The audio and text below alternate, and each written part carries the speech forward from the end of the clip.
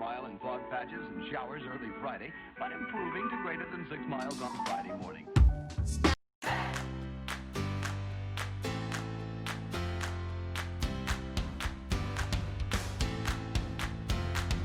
Hey guys, welcome back to the Sim Twins. My name is Brooke and today we are doing a very fun fall speed build. This is a pumpkin farm. Now, I built most of this pumpkin farm on a stream, but I didn't actually finish the shell. So I decided in this speed build to go ahead and finish up this build so you all can put it into your game and have one, because everybody knows that the Great Pumpkin is about to be in town. So I wanted to get ready for welcoming in the Great Pumpkin from good old Charlie Brown. I love that special. It's so cute. Linus waits up in the pumpkin patch for the Great Pumpkin, and him and Charlie Brown are there just waiting, but the Great Pumpkin never shows. But it's still such a cute little short, and so I wanted to build a pumpkin farm because of that. But before we get too far into this video, please make sure that you hit that subscribe button and you turn on the notifications so you know every time that we post a new video. So basically in this build, you actually have two buildings. You have the farmhouse, which is here. This is the old barn, and you also have the main house. And the barn area I turned into an area where you could set up shop and you could sell baked goods, because if people come to your pumpkin farm to pick pumpkins, it would also be good to offer them some kind of food to eat, some kind of sweets. And so what I did was downstairs I added in registers, and so the only thing that I don't like about The Sims 4 lot things is that you can only have lots designated as a one type of lot. So this is considered a residential lot, but if you wanted to play it as a retail lot, you could do that. You could just, all you have to do is change what type of lot it is. It probably needs a couple more things to make it retail friendly, like what they say in The Sims 4. But you could own this as a retail place if you didn't want to have it as your house. But I really wished that in The Sims 4 they could add the ability to have a house on a retail area, so it's more like a mixed use place, and then you are able to both own a business and live on that lot at the same time.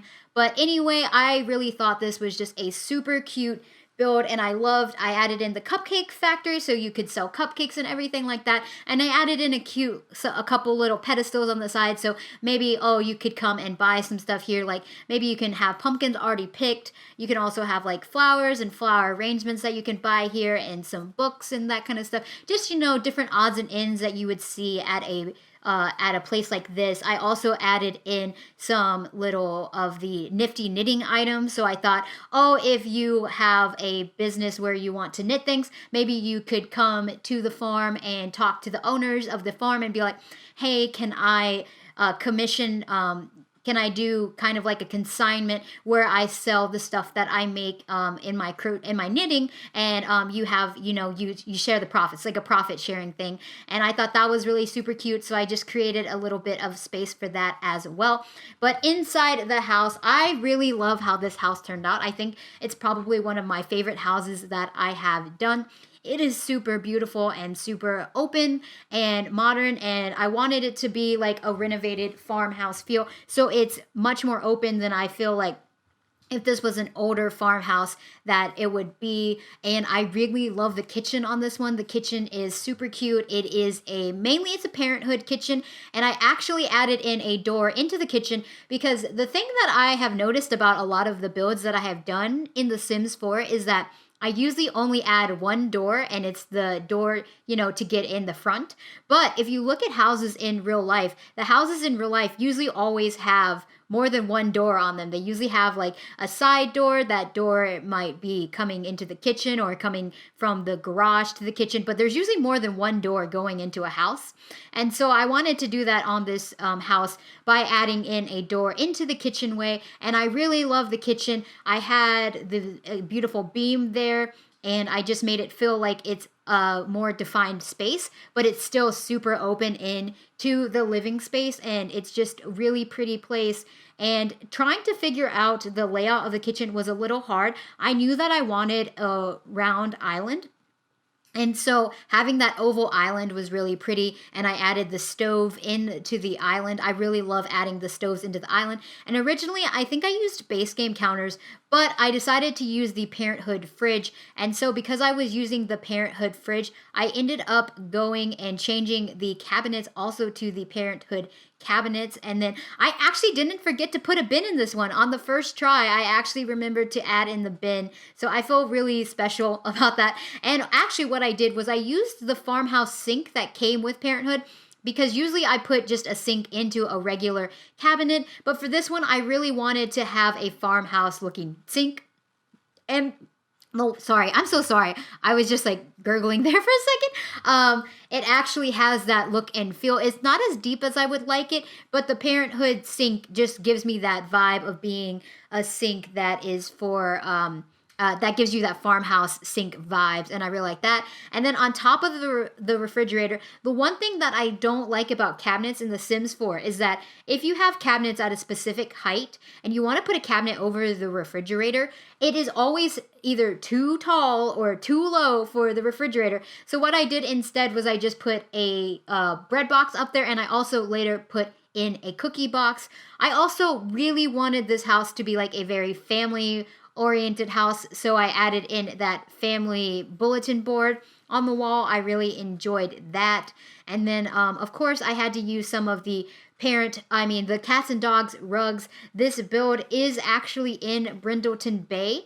I don't remember what the lot name is, and I had already renamed this lot beforehand, so you can't actually see in the upper corner what the name of the lot is, but it is a pretty big lot because I was able to fit in the pumpkin farm and the barn area all into this, and there is also a little pond area with a boat out there. I thought that was super cute, and I tried to put this I struggled for so long. I was trying to put a postcard onto the refrigerator, but it for some reason was not working out. It just wouldn't stick to the refrigerator like how I wanted it, even though I've been able to do that before. So I ended up just not going with that. I ended up just saying, you know what, it doesn't need to be there. And then I added in a lot of different touches to the kitchen to make it feel really lived in. I added in a very cute little dried herb thing on the wall. And of course, I made sure that you have a microwave and a coffee pot. So you have a lot of the stuff that I usually am able to put into my bigger kitchens. And I really like that. And I actually decided, because one of the things about some of the islands is that the island handles, like the handles where cabinets would be on the islands, are totally messed up in The Sims 4. Like, they put the handles on the wrong side of the island, if that makes sense. They put it on the side where you put your chair. And usually, if your island has space in it, then the way to open it is on the other side. And so I just hid that with a piece from Eco Lifestyle. And with the color scheme, I tried to go pretty simple with the color scheme and not go too crazy with that. And I actually expanded out the kitchen area and made the island even bigger. So it really does feel like a nice eat-in kitchen. And then over here, with the stairwell, I decided to just go with a basic stairwell. And then in the living room, I actually used an outdoor dining table because I really wanted to give it that a bench. And you can't, there's no like single benches by themselves that you can use with dining tables. So I ended up using one of those outdoor tables. And what I did to kind of make it feel like it fits more into your house is that I added chairs on the end. Those chairs are not actually usable for like your Sims to sit down and eat at, but they are just like a nice little touch to make it look like that. And I added in a beautiful hutch that came with, I want to say it was cats and dogs, or maybe it was Parenthood. And I also put in a lovely like steel, more modern frame on the other side that came with Eco Lifestyle. And at the front, I wanted, of course, the front door to be nice and cozy. So I added in a nice little entryway, a mirror. I like adding in mirrors at my entryways, and then a little bit of a place where you could like put your keys and your throw your stuff down when you're home. And then in this area, I loved having this huge, large family area. The family area was just so pretty. It was big enough to put all the stuff that I needed in it. And I I usually don't do big living spaces. I usually keep living spaces pretty small, but because of the fact that this was a two-story building, a two-story build, I didn't have to worry about that. And so I used the big coffee table, big square coffee table. I put in a lot of plants and all of that stuff. And I put in a fake fireplace, and I added in one of those eco lifestyle things again that I had added to hide up the doors on the island. I really like that because if you don't do that with this fake fireplace, you just see the wall. So I needed to cover that up in some way. And so I used that piece and it actually fit perfectly in there. And I just really loved how this turned out. And I actually added another set of French doors off of the main living space. And then out here on the porch, I add in a little bit of an area where you can do skill building. So I added in a chess table and then of course made sure to put on the finding curtains for this house was so hard. I tried to make sure that all the curtains fit the right proportions of the windows and everything like that. I just wanted to make sure that everything was nice and pretty like that. And of course, I added in a rug at the front door. I always enjoy doing that. And then underneath the stairs, because it was an open stairwell instead of a closed one, I just added in a little reading nook like I like to do. And I used the bookcase that came with kids stuff because I just recently got that for my birthday. I was gifted that by my Twitch mod, Mac. Mac is super sweet, and she was really nice and great and gracious to give me that pack, and I'm really happy. And upstairs, oh my gosh, I fumbled around with the layout of the upstairs for so long because what I wanted to do originally, I wanted to do a Jack and Jill style bathroom because I wanted to have the master bedroom, of course, and then I wanted to have 2 kids' bedrooms. And I wanted to do a bathroom that was Jack and Jill style, but I just couldn't get it to work with the layout that I had upstairs, with the space that I had upstairs. And so I had to just stick the bathroom in the hallway, which is totally fine. And I actually cut out most of the making of the bathrooms just because it's a little boring. But I ended up making it work, and I really like how the upstairs turned out. I really enjoyed that. And then, so one bedroom is for like a younger kid. They would probably be like 8 or 9. And then the other one is for a teenager. I'm thinking that they're 14, 15, they're probably like 9th or 10th grade of high school. So not super old teenager, but like a younger teenager. And so some of the stuff that I put in their room, you'll see later, I tried to make it so, they are a teenager now, but they still have some of the remnants of their child life in their bedroom. And I used carpet in the bedrooms. And the reason why is because I just don't think it is 100% realistic to not have carpet in child's bedrooms. A lot of times in houses, you are going to have carpet in a kid's bedroom. It's just easier on the family to have the carpet in the kids' bedrooms because it's just more family friendly than having hardwood floors. And so I originally put the laundry up at the big top of the stairwell, but I make the bathroom a little bit bigger so I'm able to fit the laundry in the bathroom just as a stackable unit in the bathroom beside the beside the shower and tub combination. And then here I am working on the kids' bedroom. So I thought that this was a family with 2 daughters, a kid daughter and a teenage daughter. So the kid daughter, she's really into sports. She really likes to play video games as well. I gave her the little Void Critters thing so she could have friends come over and play Void Critters with her. Both of the bedrooms for the kids are very good size for one kid. They have enough room for them to both have desks for themselves, and they have enough space to have like any extra little things. Like I said, in this bedroom, I added in a Void Critter station, and I also added in a scouting thing because I thought that, they're probably like a Girl Scout or, now you could be a Boy Scout because they allow females into the Scouts.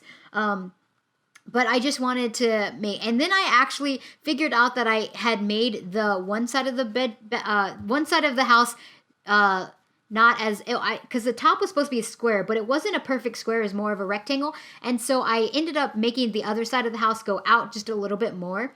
so that it would be able to have a little bit bigger rooms for both the master bedroom and for the teenage daughter's room. And I actually really liked adding that extra space. And then here I am decorating the girl's room. So with the teenage girl, I thought, she is, she's getting older. She's 14, 15 years old. She is an artist, so I gave her an easel and I gave her a bunch of canvases and stuff like that. And she just really, she's been into that kind of stuff. She used to be into sports like her younger sister, like she used to play on her soccer team. And so some of the stuff that you'll see that I put in her room kind of is reminiscent of her soccer days. I added in actually the little soccer light that is part of the kids stuff, and I thought that was reminiscent of her still having some of the childhood stuff that she has in her bedroom, because that's the thing about like childhood bedrooms is a lot of times, even when you move out, your childhood bedroom kind of stays how you were when you were younger. It kind of stays forever frozen in time. And so that's what I wanted to do by adding a couple of those things that are maybe like younger, but it's like she's a teenager, she's growing into her own, but she still has some of that remnants of her old younger life. And then here I am, of course, just adding in those paintings and everything, because I said she wants to be an artist. She likes painting now. And I also added in a pennant for Brightchester that is her dream school. She wants to go there. And then in the parents' bedroom, I originally had the bamboo wallpaper all over the bedroom, but I ended up changing that, as you will see later. And with the parents' bedroom, I decided to try and give it a pretty classic feel. So I went with a classic 4-poster bed because I thought, this is an antique bed, an heirloom bed that has been passed down for generations, and it's made out of real wood, real solid wood, and it's really pretty, and it's been in the family for generations. And I just really liked having that idea that this was an old heirloom of a bed and it's been passed down. And then I just added the bamboo as a backsplash to the bed area, just that one part, and made the rest of it white, just to kind of keep that awesome.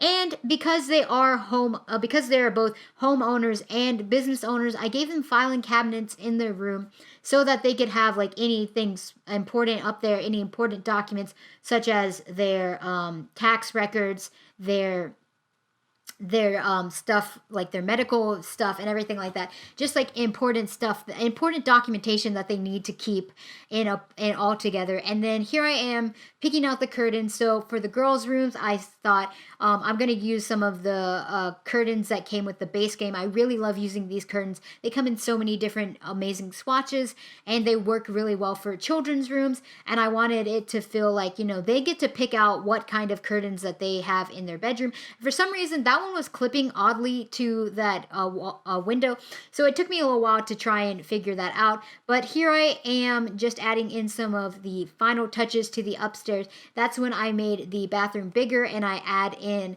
the stackable laundry into the bedroom.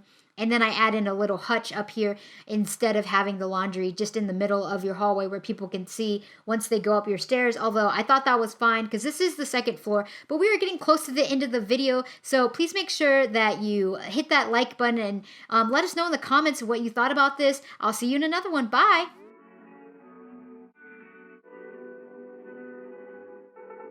Oh, 1 mile in fog patches and showers early Friday, but improving to greater than 6 miles on Friday morning. Stars shining bright.